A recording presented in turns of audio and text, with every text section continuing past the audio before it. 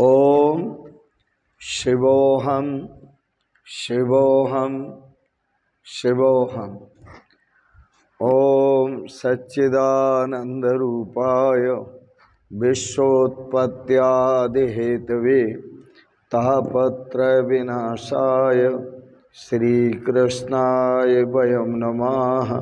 श्रीकृष्णाय वयं नमः। ओम अज्ञानतिमिरान्धस्य ज्ञानाञ्जनशलाकया चक्षुरुन्मीलितं येन तस्मै श्रीगुरवे नमः। तस्मै श्रीगुरवे नमः। ओम अखंडानंदबोधाय शिष्यसंतापहारिणे सच्चिदानंदरूपाय तस्मै श्रीगुरवे नमः। तस्मै श्रीगुरवे नमः। पूर्व प्रसंग में आप प्रचेताओं के श्रीमद् भागवत के आधार पर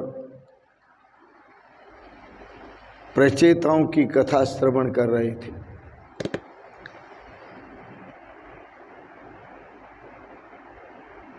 उन्हें आज्ञा मिली भगवान की कि आप विवाह करें, गृहस्थ आश्रम अपनाएं।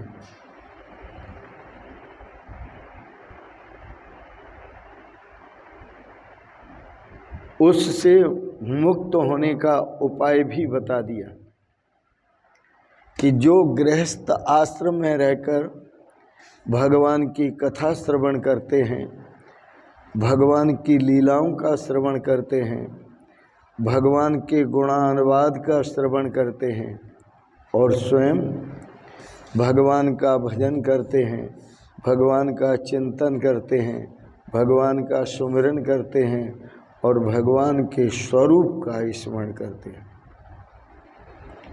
उनके लिए गृहस्थ आश्रम बंधन कारक नहीं है। उन्हें गृहस्थ आश्रम बांधता नहीं। वह महापुरुष कभी गृहस्थ आश्रम में बंधता नहीं। गृहस्थ आश्रम में रहते हुए, बंधन में रहते हुए भी सदा बंधन से मुक्त रहता है। यदि हम कथा वार्ता नहीं सुनते, भगवान की कथा श्रवण नहीं करते, संत महापुरुषों के साथ बैठकर सत्संग नहीं करते, उनके श्री चरणों में बैठकर सत्संग नहीं करते,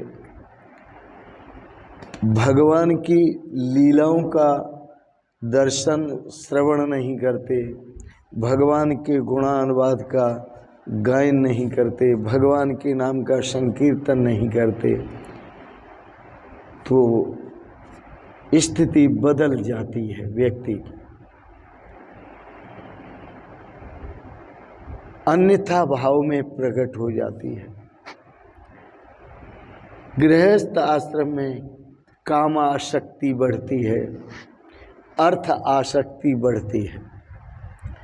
व्यक्ति कामासक्त होकर काम में ही मशगूल होने लगता है, मशगूल रहने लगता है और अर्थासक्ति के बढ़ने पर अर्थ में ही मशगूल रहने लगता है, भगवान को भूलता है। संसार में सभी को अपने पूर्व प्रारब्ध कर्म के अनुसार संतति और संपत्ति प्राप्त होती है। संतति जो मिलती है, संतति जो मिलती है वह भी पूर्व प्रारब्ध से मिलती है, संपत्ति मिलती है वह भी पूर्व प्रारब्ध से मिलती है। अतः इसका हर्ष शोक नहीं करना चाहिए। इसकी चिंता छोड़कर भगवत चिंतन करना चाहिए, भगवान का भजन करना चाहिए। मन के शुद्ध होने पर ही भगवान की कृपा होती है, अन्यथा मनुष्य की वृत्ति भटक जाती है और ऐसी हो जाती है कि आहरण की चोरी करे, करे सुई का दान, ऊपर छत पर चढ़ के देखते कितनी दूर विमान। चोरी तो करते हैं आहरण, जो लोहार के पास होता है, न्यायी जिस पर वह पीट पीट करके शस्त्र बनाता है, उसको अहरन कहते हैं। वो अहरन बहुत पक्का होता है, उसकी चोरी करे और करे सुई का दान, सुई की दान करता है। फिर ऊपर छत पे चढ़ के देखता है कि मेरे लिए भगवान विमान भेज रहे हैं, कितनी देर में मेरे पास विमान पहुंचेगा।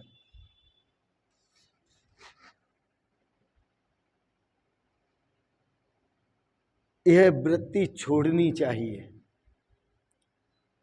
साधु वृत्ति, सज्जन वृत्ति, ज्ञानी की वृत्ति, ऋषियों की वृत्ति, तत्व ज्ञानियों की वृत्ति अपनानी चाहिए। समलोष्टा समकांचना।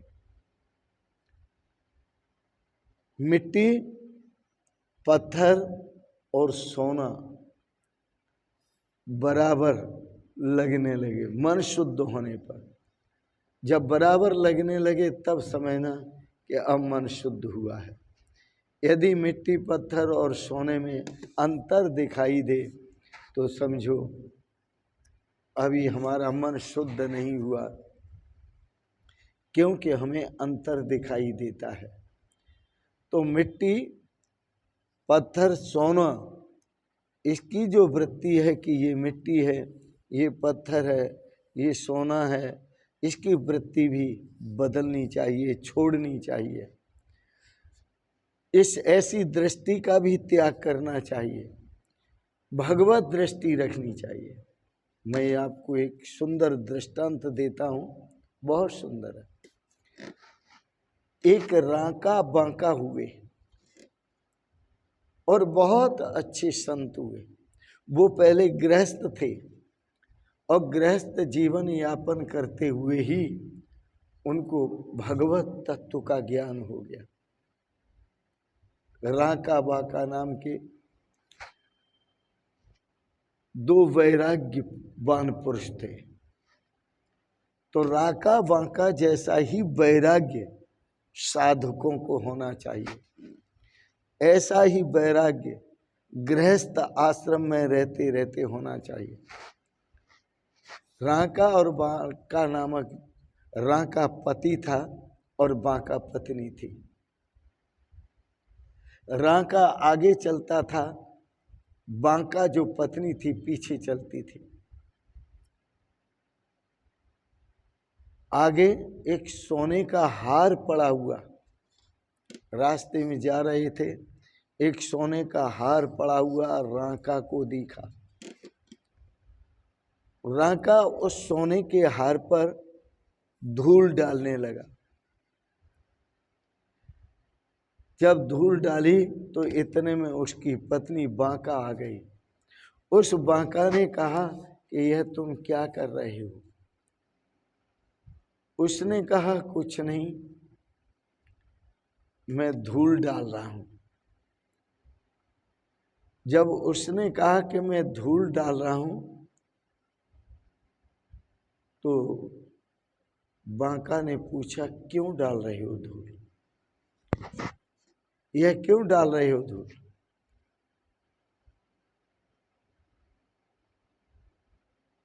तो रांका बोला कि मैं कुछ पड़ा हुआ था उसको ढक रहा हूं, कहीं तुम्हारे मन में बेकार ना आ जाए देखकर, इसलिए उस पर धूल डाल रहा हूं। बांका ने कहा कि आपको अभी वैराग्य हुआ नहीं। आपकी दृष्टि में धूल में और उस कंचन में अंतर है। मैं आपको कहती हूं कि ये धूल पर धूल क्यों डाल रहे हो? बांका ने कहा धूल पर धूल क्यों डाल रहे हो? चलो, जहां चलना है वहां चलते हैं। तो जब ये बात कही और बांका की बात जब सुनी तो बांका का वैराग्य देखा तो रांका बोला पत्नी से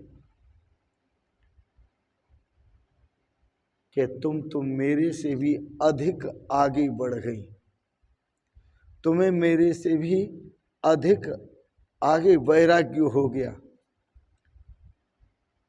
क्योंकि मेरी आसक्ति अभी गई नहीं और तुम्हारी आसक्ति चली गई। इसी प्रकार से मानव जो सत्कर्म करता है उन सत्कर्मों को और पुण्यों को कभी भूलकर कहना नहीं चाहिए।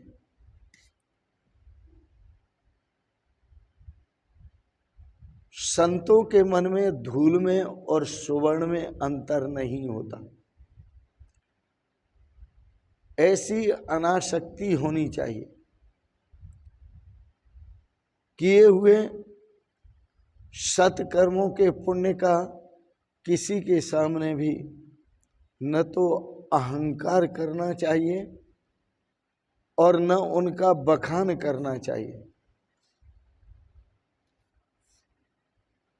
जिनकी चित्त शुद्धि हो जाती है वो अपने द्वारा किए हुए सत्कर्मों का न तो किसी से बखान करते हैं न अहंकार करते हैं।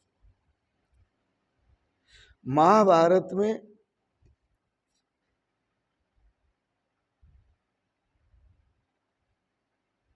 सुंदर वर्णित राजा ययाति का उदाहरण है। राजा ययाति एक बहुत अच्छे राजा थे और वो इतना पुण्य करते थे कि उस पुण्य के प्रताप से वह इंद्रासन के अधिकारी बन गई और इंद्र के दरबार में पहुंचकर, राजा इंद्र के दरबार में पहुंचकर उन्होंने इंद्र को कहा सिंहासन छोड़ो और नीचे आओ, मैं इस सिंहासन पर बैठूंगा। राजा इंद्र घबराया और घबरा करके सतगुरु के पास गया। देवों के जो सतगुरु हैं, गुरु हैं, वो हैं बृहस्पति। बृहस्पति के श्री चरणों में प्रणाम किया और निवेदन किया, महाराज मैं धर्म संकट में पड़ गया, जबरदस्त धर्म संकट में पड़ गया, आप मुझे इस धर्म संकट से उबारे, आप मुझे इस धर्म संकट से बचाएं। राजा ययाति मेरे सिंहासन को ले रहा, मुझे कह दिया नीचे उतरो,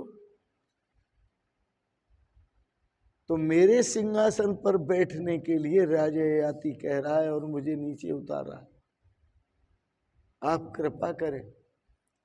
सतगुरु बृहस्पति ने कहा जाओ उस राजा ययाति से पूछना कि यह देवों के भी जो राजा हैं, इंद्रदेव, ये उनका आसन है, तुम्हें इस आसन पर जो अधिकार प्राप्त हुआ वो किन किन पुण्यों से प्राप्त हुआ, वह पुण्य एक बार मुझे सुना दो तो मैं भी समझ लूं कि आपको इन इन पुण्यों के द्वारा इंद्रासन का अधिकार प्राप्त हुआ है, मैं इंद्रासन छोड़ दूंगा। राजा ययाति अपने पुण्यों का वर्णन करने लगे खुशी खुशी और बड़े अहंकार के साथ, क्योंकि इंद्रासन पर बैठना चाहते थे और उन्होंने वर्णन किया तो जैसे पुण्यों का अपने मुंह से वर्णन करते गए वैसे ही पुण्य उनके क्षीण होते गए। इसलिए गृहस्थ आश्रम में रहते हुए कभी भी अपने पुण्यों का अपने मुख से वर्णन नहीं करना चाहिए किसी के भी सामने। राजा ययाति का अपने पुण्यों का अपने मुख से वर्णन करने के कारण उसके पुण्यों का क्षय हुआ और राजा ययाति का पतन हुआ, वो पुनः मृत्यु लोक में आ गए।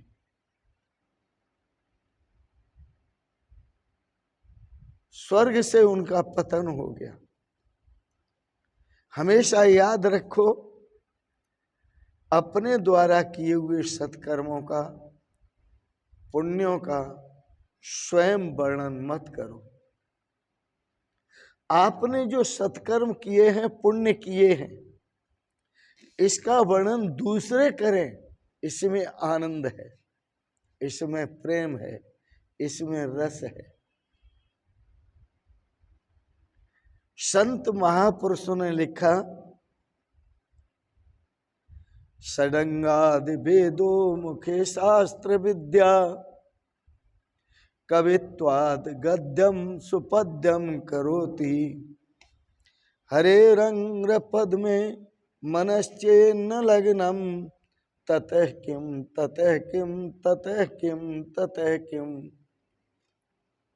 संत महापुरुष कहते हैं, आपको चारों वेदों का और 6 शास्त्रों का जो वर्णित ज्ञान है वह सब आपको प्राप्त हो जाए। उन सब विद्याओं के प्राप्त होने का आपको सुख प्राप्त हो और आप सुंदर कवि हो जाएं, सुंदर सुंदर कविताएं करने लगे और सुंदर सुंदर गद्य लिखने लगे, विचार लिखने लगे। परंतु आपकी आसक्ति इनके रचने में हो गई, कविताओं के रचने में, गद्य की रचना में आपकी आसक्ति हो गई। अब गद्य और पद्य ने आपके चित्त का हरण कर लिया। जब चित्त का हरण कर लिया और आपका मन भगवान के चरणों में नहीं लगा, आपका चित्त भगवान के चरणों में नहीं लगा, तो ततः किम ततः किम ततः किम ततः किम। जितने भी दुनिया में आपने पुण्य किए, उन पुण्यों से क्या प्रयोजन? जितनी भी विद्या आपने पढ़ी, वेद विद्या पढ़ी, उस विद्या से क्या प्रयोजन? जितने शास्त्र पढ़े और उन शास्त्रों से भी कंठस्थ किए आप, उन शास्त्रों से भी क्या प्रयोजन? क्योंकि हरे रंग पद में मनश्चेन्न लग्नम, आपका मन भगवान के श्री चरण कमलों में नहीं लगा। तो गृहस्थ आश्रम में जो भी आपको प्राप्त है वो आपकी साधना में सहायक है। जो कुछ मिल रहा है वो भी आपकी साधना में सहायक सिद्ध हो, ऐसा यत्न करना चाहिए। तो अपने मन को कह दो, रे चित्त चिंता चिरम चरणौ मुरारे। हे मन, तू भगवान के चरण कमलों का चिंतन कर। कहीं ऐसा न हो जाए कि बड़े बड़े विद्वानों की बुद्धि भी अर्थ का चिंतन करने लगती है, आसक्ति का चिंतन करने लगती है, कवित्व और गद्य का चिंतन करने लगती है। धनिकों की बुद्धि धन का चिंतन करती है, कामासक्त पुरुषों की कामासक्ति का चिंतन करती है। इसलिए हे मन, रे चित्त, हे चित्त चिंता चिरम चरणों मुरारे, हे चित्त तू भगवान के चरण कमलों, श्री चरण कमलों का चिंतन कर। इसी में श्रेय है, इसी में कल्याण है, इसी में उद्धार है। इन शब्दों के साथ साथ आज के प्रसंग को, वाणी को विराम देता हूँ। आपने बड़े प्रेम और श्रद्धा से श्रीमद् भागवत की कथा के प्रसंग को श्रवण किया। प्रचेताओं के प्रसंग को श्रवण किया। उसी प्रचेताओं के प्रसंग में यह कथा श्रवण आपने की है। उसी संदर्भ में तो इन शब्दों के साथ साथ आप सबके प्रति कोटि से मंगलमयी शुभ कामनाएं करते हुए आप सभी सपरिवार परिकर सहित सदा स्वस्थ और सुखी रहें तथा आपका मन भगवान की कथा में लगे, भगवान के स्वरूप के चिंतन में लगे, गुणा अनुवाद में लगे, लीला दर्शन में लगे। ऐसी आप सबके प्रति अनंत शुभकामनाएं करते हुए बहुत बहुत आपको शुभकामनाएं, बहुत बहुत आपको आशीर्वाद और बहुत बहुत आपको प्रणाम प्रणाम प्रणाम। शिवोहम शिवोहम शिवोहम।